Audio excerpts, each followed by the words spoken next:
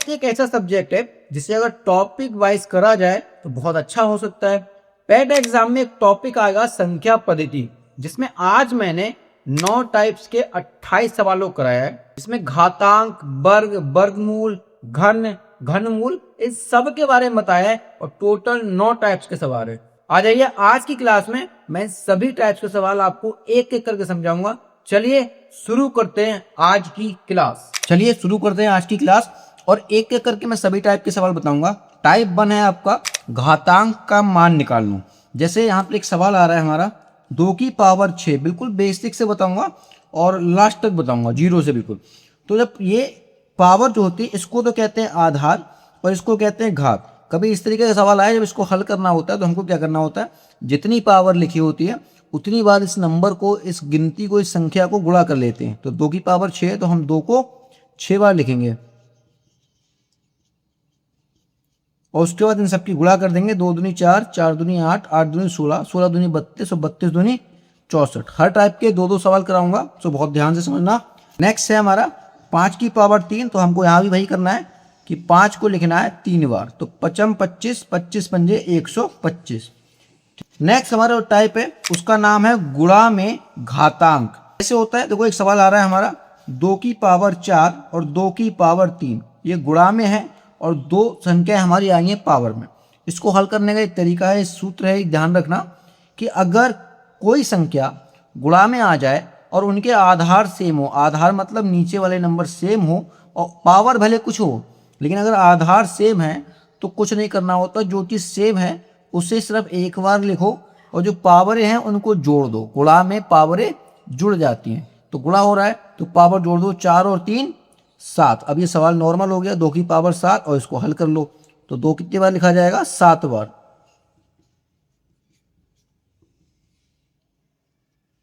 अब जब इनकी गुणा करोगे 2 दूनी 4, 4 दूनी 8, 8 दूनी 16, 16 दूनी 32, 32 दूनी 64, 64 दूनी 128 हो गया। बस एक बात ध्यान रखना, गुणा में अगर आधार सेम है तो उसको एक ही बार लिखा जाएगा और जो पावरें हैं उसको जोड़ दिया जाएगा। ठीक है, एक सवाल इसका और कर लेते हैं। जैसे एक सवाल आ रहा है 3 की पावर 4 और 3 की पावर 2 है। देखो आधार सेम है तो आधार को एक ही बार लिखा जाएगा, 3 3, और पावरें गुणा में जुड़ जाती हैं तो 4 और 2 6, यानी 3 की पावर हो गई 6 तो 3 लिखेंगे 6 बार। और जब इन सबकी गुणा करोगे तो आंसर आएगा 729। नेक्स्ट टाइप है हमारा टाइप 3, जिसका नाम है भाग में घातांक। यानी कि भाग में अब घातांक कहेंगे। सवाल आ रहा है 2 की पावर 5 भाग 2 की पावर 3। देखो यहाँ पे भाग आ गया, पहले गुणा आ रहा था, अब भाग आ गया है। इसमें वही चीज़, अगर आधार सेम है तो आधार उतारा जाएगा एक बार। बस गुणा में पावर जुड़ रही थी, आग घट जाएगी तो 5 में 3 घटाओगे, पावर बचेगी 2, और जब 2 पावर बची तो इसको हमको 2 बार लिखना पड़ेगा। तो 2 दूनी 4 हो गया आंसर। इसका एक सवाल और कर लेते हैं। अगला सवाल है 3 की पावर 5 और 3 की पावर 1 और इनमें भाग हो रही है। तो आधार सेम है तो इसे ऐसे उतार लिया और पावर देखो भाग हो रही है। मैंने बताया था ये भाग होगी तो पावरें घटेंगी। तो 5 में से 1 गया, बचा 4, यानी 3 की पावर 4 है तो 3 को हमको 4 बार लिखना पड़ेगा गुणा में, और फिर इसकी गुणा कर देंगे। 3 तिया 9, 3 27, 3 81 हो गया आंसर। टाइप 4 है घात की घात। यह सवाल आ रहा है हमारा यहाँ पर 2 की पावर 3 की पावर 2, यानी घात के ऊपर घात, पावर के ऊपर पावर। कैसे करोगे समझो ध्यान से। कभी भी अगर पावर के ऊपर पावर आ जाए तो उन पावरों की गुणा कर देते हैं एक दूसरे में। आधार वही रहता है, बस पावर गुणा हो जाती है। तो पावर ये है तो 3 दूनी 6, और जब 2 की पावर 6 आ गई तो 2 लिखना पड़ेगा हमको 6 बार। और जब 2 6 बार लिखोगे और गुणा करोगे तो इसका आंसर आएगा 64। एक और कर लेते हैं सवाल ऐसा ही। जैसे आ रहा है 5 की पावर 1 की पावर 3। मैंने क्या बोला था, आधार ऐसे ही लिखा जाएगा, गुणा होगी पावरों की। तो 1 की गुणा होगी 3 से तो 1 तिया 3। अब 5 के ऊपर पावर 3 लगी है तो हमको 5 3 बार लिखना पड़ेगा और फिर गुणा करना पड़ेगा। 5 25 पंजे 125 हो गया सवाल। 5 जीरो पावर यानी शून्य घात। यह सवाल आ रहा है 7 की पावर 0 है, इसका आंसर क्या होगा। यहाँ पे समझ लो एक नियम है कि कभी भी किसी की पावर 0 आ जाए तो उसका आंसर हमेशा 1 आता है। इसको तुम्हें याद ही कर लो कि जिसकी पावर 0 आ गई उसका आंसर 1 आएगा। एक सवाल और कर लेते हैं इसका। जैसे 8 की पावर आ रही है 0 तो इसका आंसर क्या आएगा 1। 6 है ऋणात्मक घात, माइनस में पावर। सवाल जैसे आ रहा है 2 की पावर -3, इसको कैसे करेंगे बहुत ध्यान समझना। जब भी पावर माइनस में आ जाए इसका मतलब ये होता है, देखो ये तो क्लियर है कि 2 3 बार लिखा जाएगा, लेकिन पावर माइनस में आ रही है तो इसका मतलब ये होता है कि हमको इसे बट्टे में लिखना है, यानी 1/2। ये माइनस के चक्कर में ये नंबर नीचे पहुंच जाता है। 3 बार है तो हम 3 बार लिख लेंगे, 1/2 1/2 1/2। गुणा करेंगे तो 1 कम 1 1 कम 1, ऊपर तो आ गया 1, नीचे गुणा करो 2 दूनी 4 4 दूनी 8। ये हो गया हमारा आंसर। एक और सवाल कर लेते हैं ऐसा ही। सवाल आ रहा है 4 की पावर -2 है, तो वही करना है। यहाँ पर हमको बट्टे में लिखना पड़ेगा कितनी बार, 2 बार, क्योंकि पावर 2 है। गुणा कर लो, देखो 1 कम 1 4 चौक 16, हो गया आंसर। अगला टाइप है हमारा 7वां टाइप, और इसका नाम है भिन्नात्मक घात, यानी कि इस बार पावर भिन्न के रूप में आएगी, परिमेय संख्या के रूप में। जैसे सवाल आ रहा है 16 की पावर 1/2 है, इसे हमें सॉल्व करना है। बहुत ध्यान समझना। इसको सॉल्व करने के लिए जो हमारा आधार है पहले उसे छोटी सी छोटी संख्या में कन्वर्ट कर लो, यानी पावर के रूप में कन्वर्ट कर लो। तो जब 16 के टुकड़े करोगे गुणनखंड करके, ऐसे करके 2 8 16 2 चौक 8, फिर काटोगे 2 2 4, फिर काटोगे 2 एकम 2, तो 16 को हम ऐसे लिख सकते हैं कितनी बार, 1 2 3 4, यानी कि 2 की पावर हम 4 लिख सकते हैं, क्योंकि हमारे गुणनखंड हो गया। सबसे पहले यही करना पड़ेगा, आधार को हमें छोटा छोटा करना पड़ेगा। तो हम यहाँ 16 की जगह लिख सकते हैं 2 की पावर 4, ठीक है। और अभी मैंने बताया था कि अगर पावर के ऊपर पावर हो, अभी यही तो है 2 की पावर 4, फिर इसकी पावर 2। मैंने बताया था कि पावर की पावर हो तो गुणा कर देते हैं, तो कर दो, 2 को अंदर रह लो, 4 की पावर और दूसरी पावर हमारी 1/2 से गुणा कर लो। 2 से काटोगे 2 दूनी 4 और 2 एकम 2, इसका मतलब इस समय 2 की पावर बची 2। और जब 2 की पावर 2 बची है तो जाहिर सी बात है कि हमको इसको कितनी बार लिखना पड़ेगा, सिर्फ 2 बार, और 2 दूनी होते हैं 4। हो गया आंसर। एक क्वेश्चन और कर लेते हैं इसका। जैसे आ रहा है 27 की पावर जो है वो है 1/3। मैंने क्या कहा था, पहले 27 की पावर को 27 को छोटा छोटा में कन्वर्ट कर लो पावर के रूप में।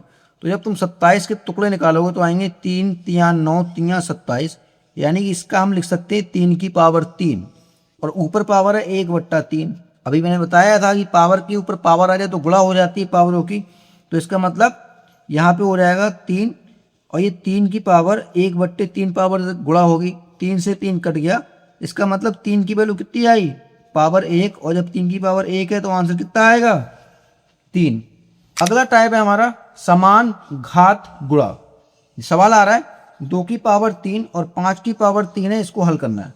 देखो यहाँ पे पावर जो है सेम है, लेकिन बेस जो आधार है वो अलग अलग है।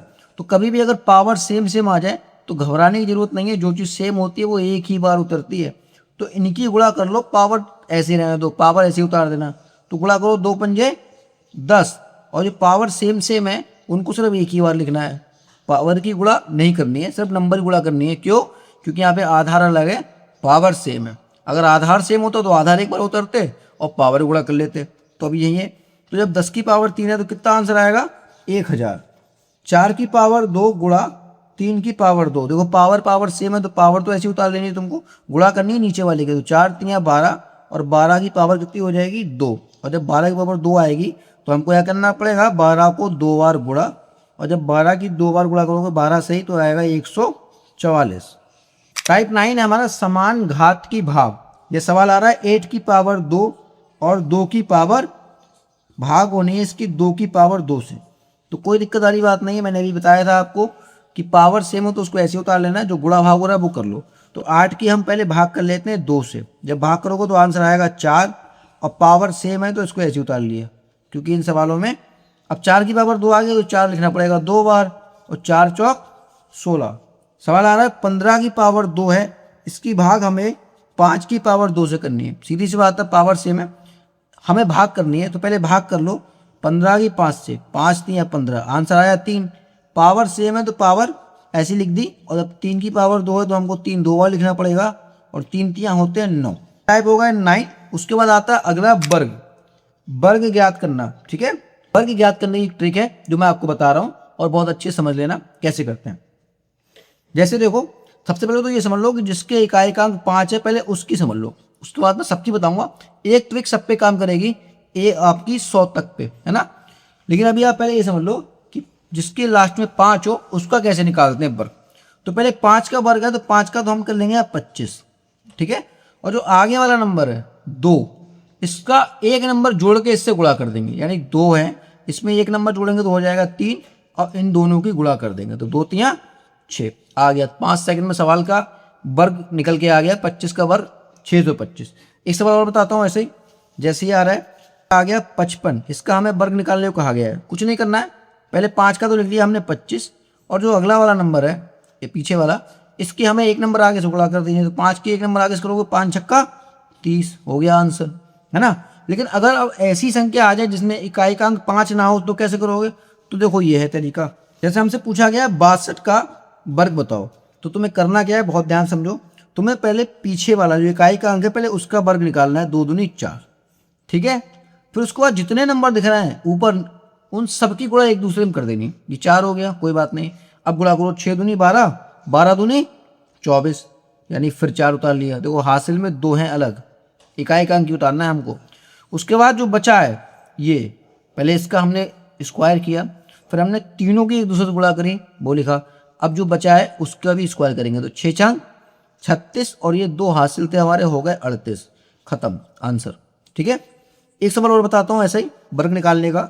हमसे कोई कहे कि 78 का वर्ग निकालना है हमको, कैसे निकालोगे, तो इससे निकालने होते हैं भाई, जल्दी से जल्दी सवाल करने होते हैं इसलिए। तो पहले हमें इसका वर्ग निकालो, 8 64, हासिल गए 6, इकाई का अंक लेना है, ध्यान रखना। अब इन सबकी गुणा करो, पहला स्टेप तो यही था। दूसरा स्टेप क्या है, सबकी गुणा करो एक दूसरे में, जितने दिख रहे हैं ऊपर। देखो 7 8 56, और 56 की गुणा होगी 2 से, तो 6 दूनी 12, 2 5 10, 1 11, ठीक है। तो 112 आ गए, ये हासिल थे, इनको जोड़ना पड़ेगा आगे बढ़ने के लिए। तो 112 और 6 हो गए हमारे 118। तो हमें लेना है इकाई का अंक है, हमें पूरा नहीं लेना है। 118 में 8 ले लिए, बचे हमारे 11 हासिल में, है ना। अब 11 बचे, तीसरा स्टेप क्या होता है, इसका भी स्क्वायर करना होता है।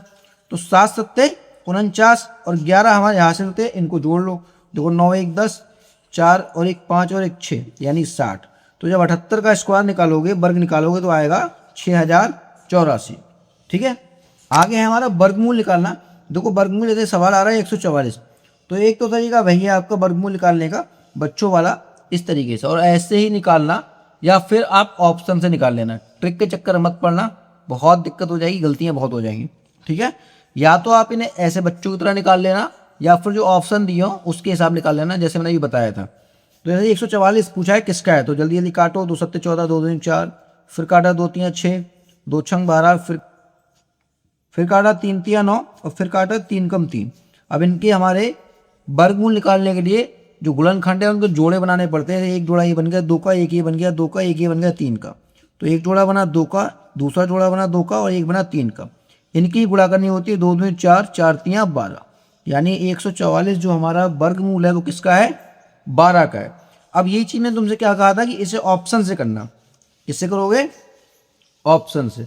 जैसे एक सवाल आ गया 225, ठीक है, कि इसका वर्गमूल बताओ, और तुमको ऑप्शन दे रखे हैं कि 15 है, या फिर 25 है, या फिर 14 है, या फिर डी 20 है। तो इसे ऑप्शन से करना ज़्यादा अच्छा है। देखो 5 आ रहा है लास्ट में, तो इसका मतलब ये है कि जो इकाई का अंक है वो 5 ही होगा। तो ये तो हो नहीं सकता क्योंकि 0 है, ये भी नहीं हो सकता, 4 चौक 16 होते हैं, 6 आएगा।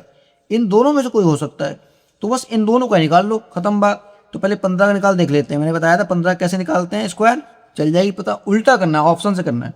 तो पहले इसका वर्ग निकालो, 55 25, मैंने सिखाया था ना कि जब इकाई का अंक 5 हो तो आगे वाले नंबर की तो हम ऐसे लिख देते हैं, इकाई वाले अंक को 25 कर देते हैं, और पीछे वाले नंबर में एक नंबर से गुणा कर देते हैं एक्स्ट्रा करके। तो 1 की गुणा होगी 2 से, तो 1 दूनी 2 हो गया 225, है ना।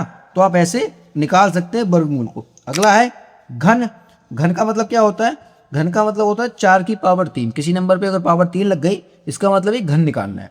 और जब पावर 3 है तो इसका अर्थ ये होता है कि 4 को हमको 3 बार लिखना पड़ेगा। 4 चौक 16, 16 चौका 64, हो गया आंसर। नेक्स्ट हम एक और करते हैं, 5 की पावर 3 है, 5 का घन निकालने की बात हो रही है, वही करना है, 3 बार गुणा करनी है हमें। 55 25 पहले 125 हो गया, ठीक है। इसको भी आप ऑप्शन से कर सकते हो, और ऑप्शन से ही करना ठीक रहेगा। घनमूल की बात कर रहे हैं, घनमूल निकालना होता है, जा रहा है 343 का घनमूल निकालो। इसका मतलब क्या है, पहला तो तरीका भाई है कि आप बच्चों की तरह ऐसे काटो और 3-3 के जोड़े बनाओ। जैसे वर्गमूल में जो फैक्टर थे हमारे उसके 2-2 के जोड़े बन रहे थे, यहाँ 3-3 के बनाओ, या फिर इसे ऑप्शन से कर लो। सबसे बढ़िया ऑप्शन। जैसे ये सवाल मान लो 343 पूछा गया हमसे, 343 का घनमूल बताना है और इन्होंने ऑप्शन दे रखे हैं यहाँ पर कि ये 8 का है या फिर 7 का है या फिर 9 का है ना, या फिर 5 का है। हमसे पूछा गया किसका घन है। तो देखो लास्ट का अंक है 3। अब हमको जिससे भी गुणा करना है इसका भी घन होगा, उसके आंसर के इकाई का अंक 3 ही आएगा। तो देखो 5 को करोगे तो भैया 55 25 पंजे 125, ये तो हो नहीं सकता। 9 नियम 81, फिर 9 कम 9, ये भी नहीं हो सकता। 8 को करोगे देखो 8 गुणा 8 गुणा 8 तो 8 तो 64, 4 आए, इकाई का अंक लेना है सिर्फ। 4 8 32, 2 आए, ये भी नहीं हो सकता। अब 7 को करो देखो 7 7 7, देखो 7 7 49, 9 आ गए, फिर 9 7 63, 3 आ गए, ये आंसर आ गए। तो इस चीज को आप ऑप्शन से ही करना।